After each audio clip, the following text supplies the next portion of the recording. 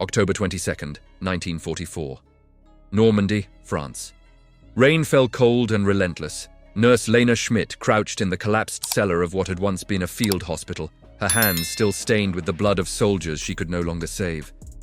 Above her, the rumble of American tanks shook loose plaster from the ceiling.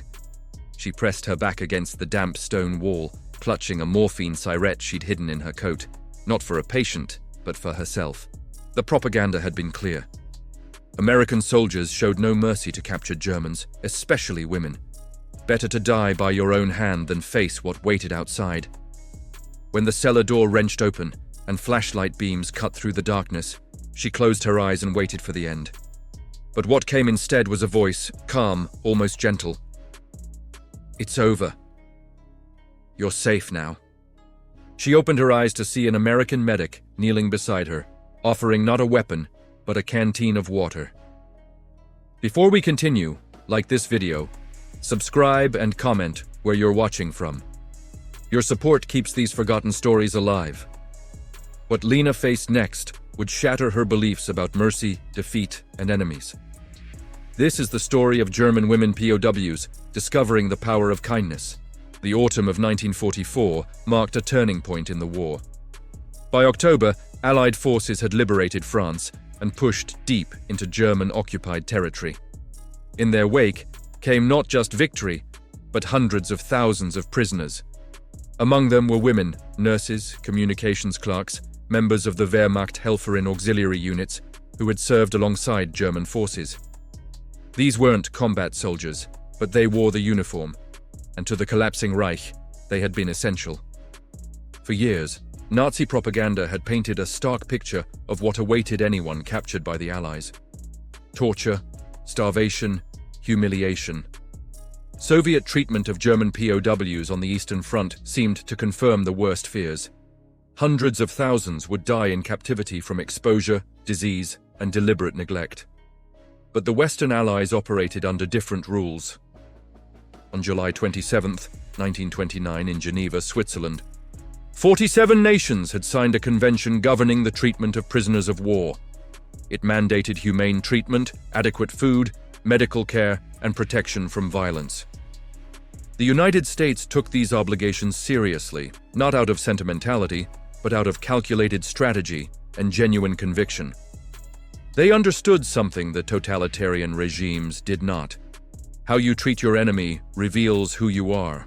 When Lena and 7 other captured German nurses were loaded onto a transport truck that rainy October morning, they expected a short ride to interrogation, perhaps execution. Instead, they traveled for hours, then days.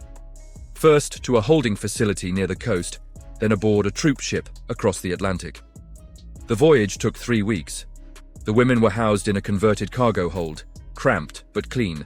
Twice daily, American guards brought meals, canned meat, bread, powdered milk, real food. Lena watched one of her fellow prisoners, a young radio operator named Greta, burst into tears at the sight of an orange. She hadn't seen fresh fruit in 2 years. At night, the women whispered in the darkness. "It's propaganda," one said. "They feed us now to make us talk." Another replied, "Or they're fattening us for something worse." Lena said nothing. She simply watched, trying to reconcile what she saw with what she'd been taught. The American guards didn't sneer or shout. They called the women ma'am. When Greta fell ill with seasickness, a Navy doctor examined her, gave her medicine, and checked on her twice a day until she recovered. This wasn't the behavior of monsters. The ship docked in New York Harbor on November 9, 1944. The women stood on deck staring at the Manhattan skyline, rising impossibly high above the water. Buildings of steel and glass, unmarked by bombs, gleaming in the morning sun. One of the guards saw them staring and said, "Welcome to America." The irony was almost unbearable. They had crossed an ocean as prisoners and arrived in a country more prosperous than any they had ever known. From New York, they traveled by train. The American countryside rolled past the windows. Vast farmlands, towns with electric lights blazing, cars on every street. Germany had been dark for years, rationed and ruined. Here, even in wartime, abundance seemed to overflow. At one stop, Children waved at the train. The prisoners waved back, uncertain, confused. 3 days later, the train reached Utah. Fort Douglas, nestled in the mountains east of Salt Lake City, would be their home for the duration of the war. When the women stepped off the train, the November air bit cold and clean. Snow dusted the peaks above them. The camp stretched before them, rows of wooden barracks behind wire fences, guard towers at each corner. It looked like a prison. But as they walked through the gates, the first shock came. The smell of baking bread drifted from the mess hall. An American nurse, crisp in her uniform, met them at the processing building. She smiled. "I know you're tired," she said through a translator. "We'll get you settled." The women were given clean uniforms, marked with PW on the back, issued blankets, soap, towels, and assigned to bunks in a women's barracks. Each bed had a mattress, thin but softer than anything Lena had slept on in months. That first night, lying in the darkness, she heard one of the women whisper, "Is this real?" No one answered. They were all asking the same question. The next morning, a bell rang at 6. The women lined up for roll call, then marched to breakfast. Inside the mess hall, the sight stopped them cold. Metal trays piled with oatmeal, fried eggs, toast, and butter. Coffee, real coffee, not the acorn substitute they choked down in Germany. An American cook, a large man with flour on his apron, waved them forward. "Come on, don't be shy, plenty for everyone." Lena took a tray with shaking hands. She sat at a long table and stared at the food. Greta beside her began to cry again.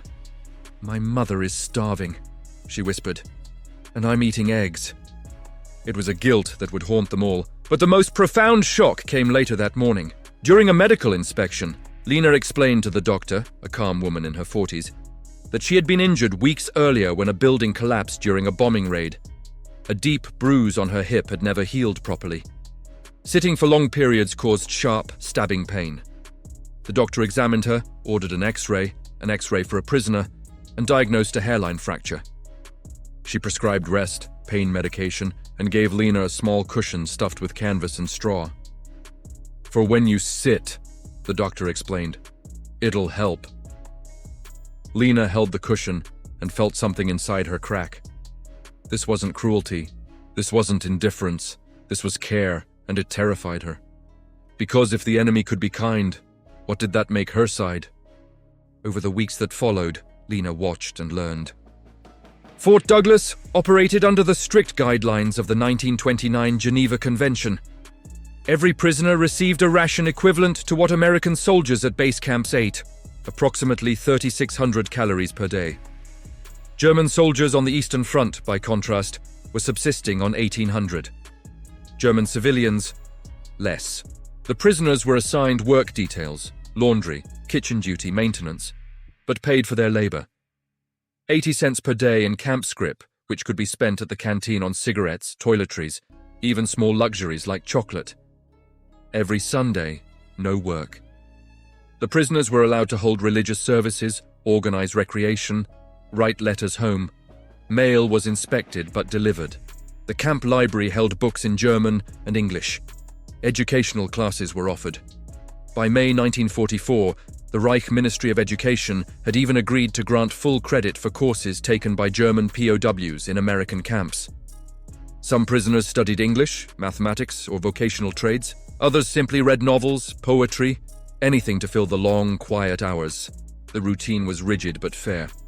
Wake at 6, roll call, breakfast, work detail, lunch, afternoon work or recreation, dinner, lights out at 10. Guards enforced the rules but without brutality. When one prisoner was caught smuggling extra bread from the mess hall, her punishment was loss of canteen privileges for a week. No beating, no humiliation, just a measured consequence. This fairness was perhaps the most disorienting aspect of captivity. Lena had grown up in a system where rules served power, not justice.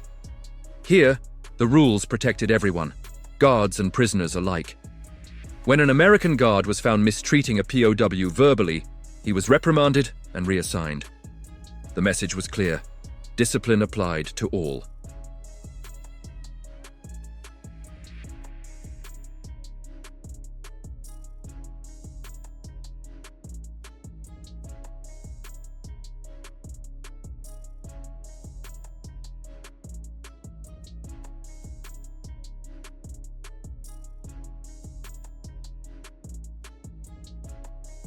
Lena read the letter 3 times, then sat in silence for an hour.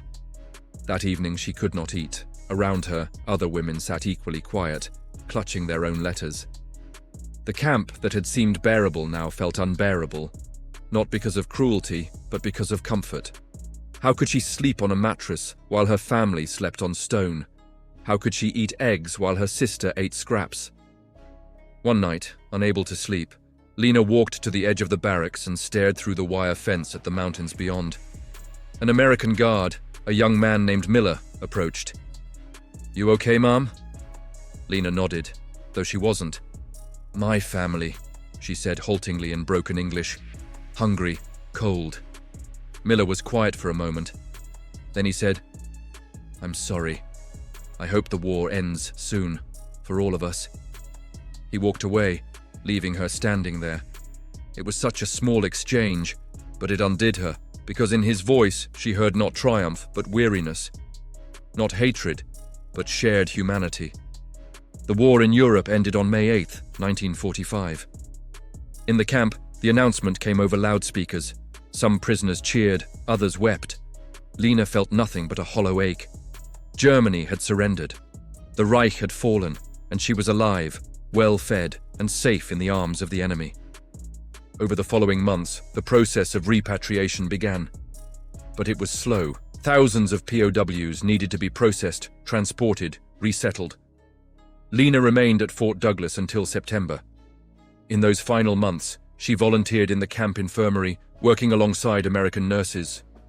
She learned more English. She read books about democracy, about the American Constitution, about a system built on laws, not on the whims of leaders.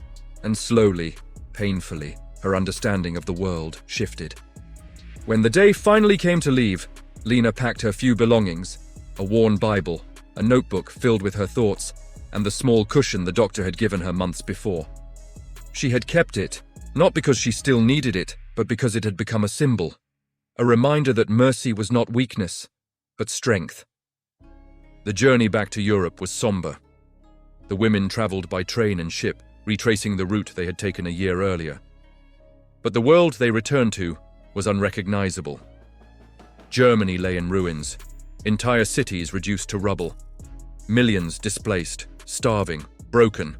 When Lena arrived in what remained of Cologne, she walked through streets she no longer knew. Her family's house was gone. She found her sister living in a makeshift shelter built from bricks and scrap metal. They embraced, and her sister pulled back, staring at her. "You look healthy," she said, almost accusingly. Lena nodded.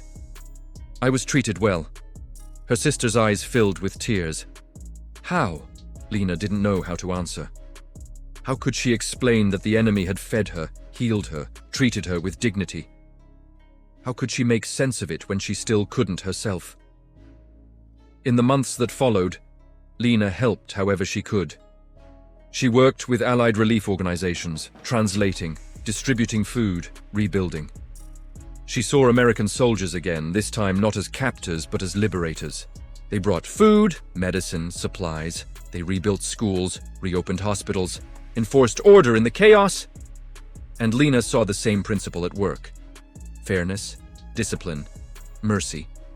One day, while working at a relief center, an American officer approached her. He recognized her from Fort Douglas.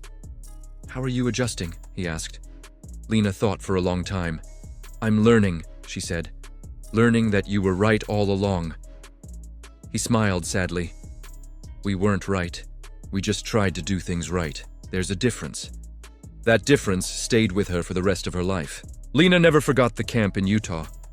The nurses who cared for her, the guards who called her ma'am, the doctor who gave her a cushion for her pain.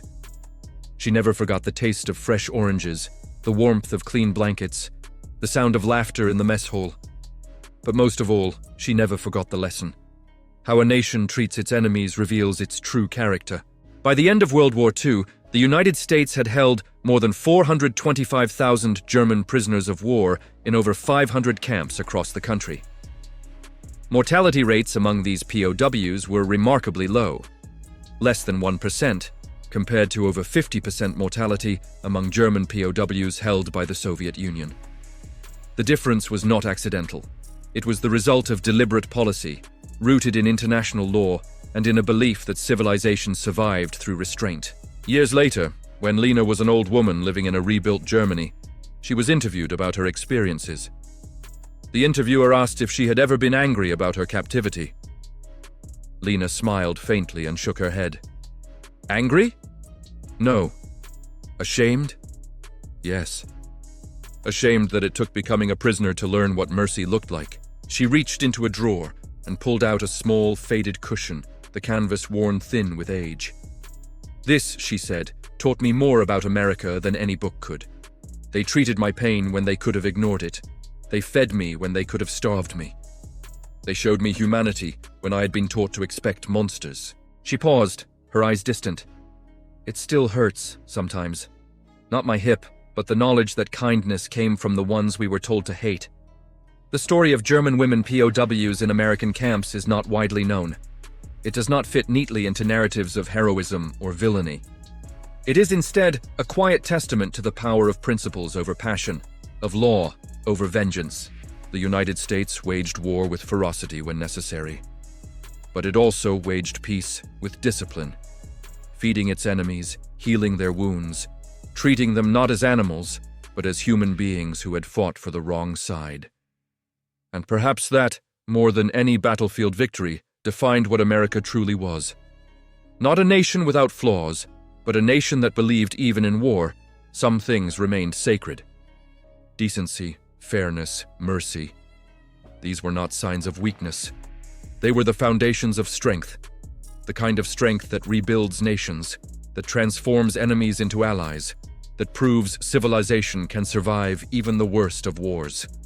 Lena Schmidt died in 1998 at the age of 82. She was buried in Cologne, in a cemetery rebuilt after the war. At her funeral, her granddaughter read a passage from Lena's wartime notebook, written in November 1944, 2 weeks after arriving at Fort Douglas. I came here expecting cruelty. I found discipline. I expected hatred. I found fairness. I expected death. I found life. And now I understand. The strongest weapon is not the one that destroys, but the one that heals.